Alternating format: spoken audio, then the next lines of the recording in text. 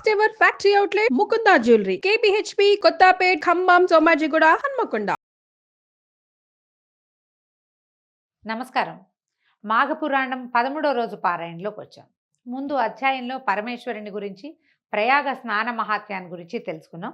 ఈ వశిష్ఠుల వారు తెలియజేసినటువంటి మార్కండేయ చరిత్ర, ఈ లింగాకార వృత్తాంతాన్ని అత్యంత కుతూహలంతో విన్నాడు దిలీప మహారాజు. ఇంకా ఎన్నో విషయాలు ఏమైనా ఉంటే మాఘమాస మహాత్మ్యాన్ని గురించి, అంటే వివిధ యుగాలలో ఎలాంటి కథలు చెప్పబడ్డాయి, అలా వాటి గురించి ఏదైనా ప్రత్యేకమైన విషయం ఉంటే తెలియజేయండి, నాకు చాలా ఉత్కంఠగా ఉంది. ఇంత ప్రత్యేకమైన మాసాన్ని ఇప్పటిదాకా నేను తెలుసుకోలేకపోయానని పరిపరి విధాలుగా ప్రశ్నించాడు, ఇంకా అడిగాడనమాట. అడిగేసరికల్లా వశిష్ఠుల వారు చెప్తున్నారు అసలు ఇది ఎవరికి చెప్పారు. ఈ మాఘమాస మహాత్మ్యాన్ని ముందు పరమేశ్వరుడు పార్వతీదేవికి తెలియజేశాడట. ఆ తర్వాత అదే విషయాన్ని బ్రహ్మదేవుడు నారదుడికి తెలియజేశాడు. దానిని నీకు తెలియజేస్తాను, శ్రద్ధగా వినమన్నాడు. ఒకనాడు కైలాస పర్వతం నందు శివుడు ఒంటరిగా తనలో తను తపస్సు చేసుకుంటూ ఉండగా పార్వతీదేవి వచ్చి, నాథా, మీ ద్వారా అనేక కొంగొత్త పుణ్య విషయాలను తెలుసుకున్నాను, కానీ ప్రయాగ క్షేత్ర మహాత్మ్యము, మాఘమాస మహాత్మ్యాన్ని ఇదివరకు వినలేదు. వాటిని కూడా మీ వలన వినవలనని కోరికతో ఉన్నాను. కాబట్టి నా కోరిక తీర్చి నన్ను ధన్యురాలను చేయండి స్వామి అని ప్రార్థించింది. మనం సాధారణంగా చెప్పుకుంటామండి మన పురాణ గాథల్లో పార్వతీదేవి అమ్మవారు సర్వాంతర్యమైన, కానీ భర్త యందు చాలా వినయం వహిస్తుంది ఆవిడ. పరమేశ్వరుని అడుగుతుంది. పరమేశ్వరుడే పార్వతీదేవికి తెలియజేశాడు. మహాలక్ష్మి, మనం లక్ష్మీ అష్టోత్తరం చదువుకుంటాం, అందులో కూడా అమ్మవారు అడుగుతుంది. దేవివాచ అని వస్తుంది కదా, దేవదేవ మహాదేవ త్రికాలజ్ఞ మహేశ్వర కరుణాకర దేవేచ భక్తానుగ్రహకారక అష్టోత్తర శతం లక్ష్మ్యాహ శ్రోతుమిచ్చామి తత్వత అని అడుగుతుంది. తత్వం, దాని సంగతి ఏమిటి, అష్టోత్తర శత లక్ష్మి నామాలు ఎలా చదవాలి, ఏం చేయాలని అమ్మవారు అడిగితేనే శివుడు పరమేశ్వరుడు సెలవిచ్చిందే మనం రోజు నిత్యం చదువుకుంటాం. సాధారణంగానే నామాలు ప్రకృతి నమః వికృత్య నమః అని కాకుండా పూర్వపీఠిక కూడా మనం చదువుతుంటే మనకు అసలు ఇది ఎవరికి ఎప్పుడు ఎలా ఎందుకు చెప్పారో సకా క్లియర్గా తెలుస్తుంది, సాంగంగా అర్థమవుతుంది. అట్లా పరమేశ్వరుడే చాలా రకాల విషయాలని అమ్మవారికి తెలియజేసినట్టుగా వింటుంటాం. పురాణాల్లో అది కనపడుతుంది. అయితే ఇంత ప్రేమగా, ఆపేక్షగా, ఎంతో మర్యాదగా, వినయంతో వినదలుచుకున్నాను అని అమ్మవారు అడిగేసరికల్లా ఆయన ఇలా చెప్పారట. ఏమని? మాఘమాసమందు సూర్యుడు మకరంలోంచి కుంభంలోకి ప్రవేశిస్తాడు. మకర రాశిలోకి ఎప్పుడు వచ్చాడు? మనం చెప్పుకున్న ఉత్తరాయణ పుణ్యకాలం ఉంది కదా, ఆ మకర సంక్రమణం అప్పుడు సూర్యుడు మకర రాశిలోకి ప్రవేశించాడు. ఆయన మకరంలో ఉండగానే మాఘం వచ్చేస్తుంది. మాఘం వచ్చి ఒక 3-4 రోజులు, 5-6 రోజుల తర్వాత కుంభంలోకి మారుతుంది.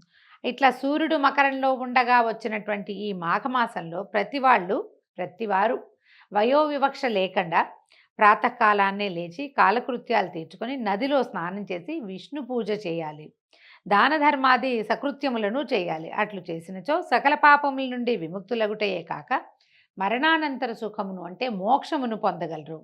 అలాగే సూర్యుడు మకర రాశిలో ఉండే ఈ మాఘమాసం అంటే పూర్తిగా మకరంలో ఉండడు, కొంతే ఉంటాడు, కానీ ఇక పురాణంలో అట్లా చెప్పబడింది అనమాట.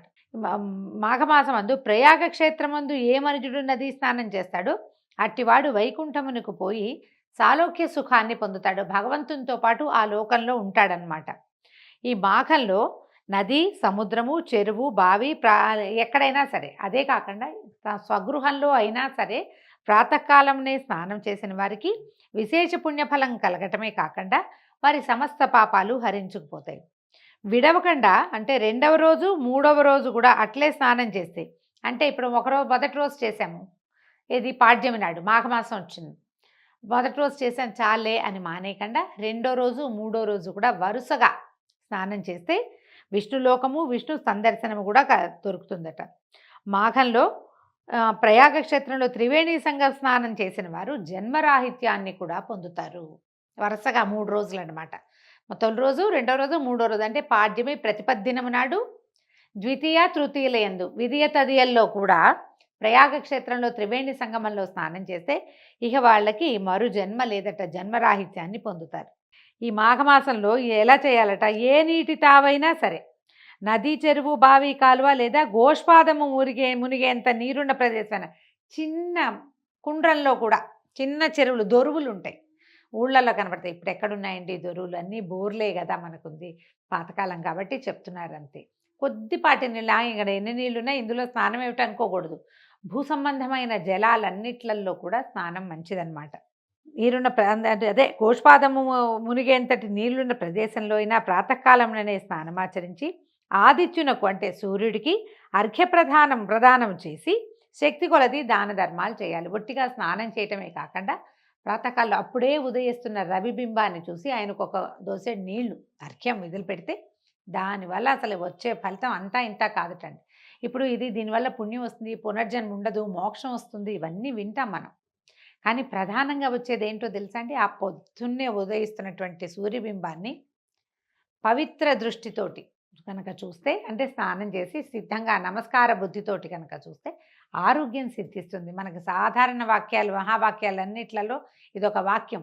ఏమిటది? ఆరోగ్యం భాస్కరాది ఇచ్చేదని. ఆరోగ్యం లభిస్తుంది. ఉదయకాలమే పొద్దున్నే లేస్తే ఆరోగ్యం ఆటోమేటిక్గా వస్తుంది. అందుకే పొద్దున్నే లేవండి అని చెప్తారు. అయితే శక్తి కొలది దానాలు చేయాలి. అటు పిమ్మట విష్ణువార్చనలు, శివార్చనలు చేయాలి. ఎందుకంటే అన్ని మాసాల్లోనూ మాఘమాసము అత్యంత శ్రేష్టమైనది. సర్వదేవతలందును శ్రీమన్నారాయణుడే ముఖ్యుడు కదా. ఆ శ్రీమన్నారాయణుడే కదా సకల చరాచర జీవరాశిని పోషించి పెంపొందిస్తోంది. శాస్త్రాలన్నిట్లలోకి వేదశాస్త్రం ముఖ్యమైనది. జాతులలో బ్రాహ్మణ జాతి శ్రేష్టమైనది. పర్వతములలో మేరుపర్వతం ఉన్నతమైనది.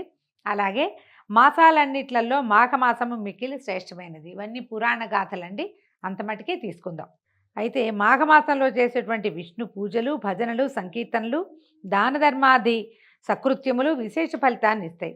భగవంతుణ్ణి చేరటానికి భక్తి మార్గం ఒకటే సులభోపాయమని గ్రహించాలి.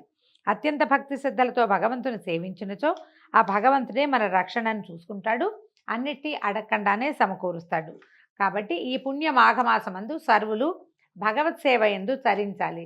చలిగా ఉన్నదని స్నానం మానేయటం అనేది ఏంటంటే రాబోయే పుణ్యాన్ని కాలదనుకోవటమే. మాఘమాసంలో అంత చలి ఉండదండి. పూర్వకాలం ఉండేది. హైదరాబాద్ లాంటి చోట అయితే చలే లేదు, ఎండొచ్చేసింది, బాగా చొరచొరలాడిపోతుంది. ఇక్కడ కొంచెం కోస్టల్ ఏరియాస్లోనూ అక్కడ కొద్దిగా పొగమంచు ఉందేమో. కార్తీకం అంత చలి ఉండదు. మనం ఇంట్లో అయినా స్నానం చేయొచ్చు కదా, కాబట్టి చేసేస్తేనే మంచిది. ఈ మాఘమాసంలో ప్రాతకాలంలోనే లేచి స్నానపానాదులు కావించి సూర్యునికి అర్ఘ్యప్రదానం చేసి నమస్కరించి నైవేద్యం పెట్టి శుభ్రమైన ధవళ వస్త్రాలను ఒక పేద బ్రాహ్మణుడికి దానం చేస్తే కనుక మంచి ఫలితము పుణ్యము వస్తుంది. ప్రతిరోజు దానం అని చెప్తున్నారు. నెలలో ఒక్కసారైనా సరే తెల్లటి వస్త్రాన్ని బ్రాహ్మణుడికి దానం చేస్తే మంచిదట. ఏదైనా ఒక కష్టం వస్తుందనుకోండి, దానికి కారణం ఏంటి చెప్తున్నారంటే పురాణంలో దాన ధర్మాది కార్యాలు చేసే వాళ్ళని అడ్డగించటము, దాతల్ని అపహాస్యం చేయటము, ఇలాంటి దుష్కృత్యాల వల్లే మనకి ఏవో ఒక ప్రాబ్లమ్స్ వస్తూ ఉంటాయట. అటు దుర్మార్గులు ఘోర నరకాన్ని అనుభవిస్తారు. సకల పాపాలని మూటగట్టుకుని యమయాతనలకు గురవుతారు. వంశక్షయం కలుగుతుంది. రౌరవాది నరక బాధలు అనుభవిస్తారు. తద్విరుద్ధంగా అంటే మంచి పనులు చేయటానికి ప్రోత్సహించిన వాళ్ళకి పుణ్యలోకాలు లభిస్తాయి. అంటే ఎవరైనా దానం చేస్తున్నా, ధర్మం చేస్తున్నా, పూజలు చేసుకుంటున్నా వారిని విమర్శించకూడదు. ఎగతాళి చేయటం, ఎక్కిరించడం, హేళన చేయటం, నీ డబ్బులన్నీ అక్కడెక్కడికో పోతున్నాయని అనడము చేయకూడదు. వాడి ఇష్టం. దానం చేయటం వాళ్ళ ఆసక్తి. దాన్ని ఎప్పుడు చెడగొట్టకూడదు. దానివల్ల మనకి పాపం వస్తుందని చెప్తున్నారు. శక్తిహీనులు, ఒకవేళ అనారోగ్యంతో ఉన్నవాళ్ళు, వృద్ధులు, బాలింతలు, గర్భవతులు, మరీ చిన్నపిల్లలు, వీళ్ళకి మాఘంలో శిరస్సు పైన నీళ్లు చల్లుకుని మానసిక పూజ చేసుకుని ఆదిత్యుడికి అభివాదం చేసినా చాలు. స్నానం చేయలేకపోతే నెత్తి మీద నీళ్లు చల్లుకుని, ఏంటో ఒంట్లో బాగోలేదు, జ్వరాలు అవిను, పొద్దున్నే తలస్నానం చేస్తే సైనసైటిస్ పెరుగుతుంది, సాయంత్రానికి పడకేస్తారు, నెత్తి మీద నీళ్ళు చల్లుకోండి. కంఠ స్నానం చేసి మామూలుగా స్నానం చేసి తల మీద నీళ్ళు చల్లు. అపవిత్ర పవిత్రోవా సర్వావస్థంగతోపివా యస్మరేత్ పుండరీకాక్షం సబాహ్యాభ్యంతర శుచి. ఈ శ్లోకం చెప్పుకుని తల మీద నీళ్ళు చల్లుకుని సూర్యుడికి నమస్కారం మాత్రం చేసుకోండి. ఉదయించే సూర్యబింబానికి నమస్కరించడము ప్రధానమైన విధి మాఘమాసంలో. ఆ ఒకటి చేసినా సరే మంచిది. తర్వాత అట్టివారు అంటే ఇలా చెయ్యలేని వాళ్ళు, స్నానాలు అవి చేసి అక్కడికి ఇక్కడికి వెళ్ళి దాన ధర్మాలు, గుళ్ళు గోపురాలు తిరగలేమనుకునే వాళ్ళు మాఘమాస మహాత్మ్యాన్ని వినడం కానీ చదవటం కానీ చేసినచో అట్టివారు తమ 7వ జన్మాంతం నందు విష్ణుపద ప్రాప్తి నొందుదురు. ఇవాళ రేపు రాదండి. ఇప్పుడు కనుక నేను చెప్పే మాఘపురాణం విన్నారంటే ఇక్కడి నుంచి 7 జన్మల తర్వాత మనకి విష్ణుపదం వస్తుంది, ఎన్ని పాపాలు చేసినా కూడా అని అన్నమాట పాయింట్. మాఘమాస ఇప్పుడు దరిద్రాలు, ఇప్పుడు మనం చేసుకున్న పాపాలు తొలగిపోవాలంటే మాఘమాస విధులు చాలా శ్రేష్టమైనవి, పుణ్యదాయకమైనవి.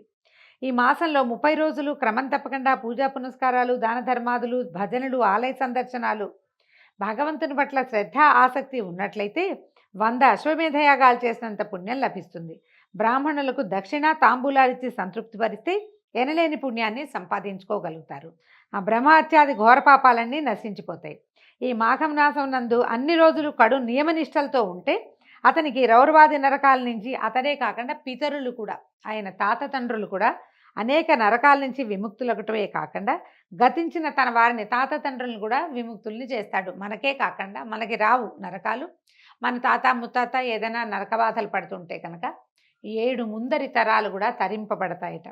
పార్వతి మాఘమాస మహాత్మ్యము, నదీ స్నాన ఫలితము ఇత్యాదులను చెప్పి తిని, కాబట్టి ఇది ప్రచారంలోకి తీసుకురండి, ఇది ప్రచారం చేయాలి, నీవును అట్లే చెయ్యి అని పార్వతీదేవికి భగవంతుడు చెప్పాడని చెప్తారు. కానీ పార్వతీదేవికి అవసరం ఏముంది, మనకు అవసరం. ఇంకెవరికైనా ఇది బోధించమని. మాఘమాసంలో ఒకసారైనా స్నానం చేయండి, అలాంటి మాట అయినా విని ఒక్కసారైనా సూర్యదర్శనం చేయండి, ఇలాంటి మాటలు పిల్లలకి చెప్పండి. మనం అదే చేయగలుగుతాం కదా. పని వాళ్ళకి ఎవరో మన కింద సబార్డినేట్స్ ప్రాబ్లమ్స్లో ఉన్నారు, చాలా సమస్యలుగా ఉన్నాయంటే మాఘమాసంలో చేయండి. ఇది ప్రధానంగానండి జాతకాల్లో రవి తాలూకు స్థితిగతుల్లో అనుమానం ఉన్నవాళ్ళు, ఉద్యోగాల్లో పోస్టింగ్ సస్పెండ్ అయిపోయిన వాళ్ళు, ఉద్యోగాలు పోయిన వాళ్ళు, ఉద్యోగం రాకుండా ఉన్నవాళ్ళు, గవర్నమెంట్ ఉద్యోగం కోసం తీవ్రమైన ప్రయత్నం ఎన్ని సంవత్సరాలు దండయాత్రలు చేసినా రాని వాళ్ళు, ఇలాంటి వాళ్ళకి ఇది ఉపయోగపడుతుందండి. మాఘమాసం క్రమం తప్పకుండా ఈ నెల రోజులు స్నానం చేసి సూర్యదర్శనం చేసి అర్ఘ్యప్రదానం చేసి నమస్కారం చేసుకోవటం, ఏదైనా కలిగినంత దానం చేయటం లాంటి సాధారణ విధులు పాటించిన మన జీవితానికి ఒక నియమము పద్ధతి ఏర్పడతాయి. తర్వాత నెల అలవాటైపోతుంది ఇది చేయటం. అందుకని పురాణంలో ఇలాంటి ప్రత్యేకమైన పద్ధతులు నెల రోజులు చేయండి అని చెప్తుంటారు. దీంతో 13వ రోజు పారాయణ పూర్తయిందండి. రేపు ఉదయం మళ్ళీ 14వ రోజు పారాయణతో కలుసుకుందాం.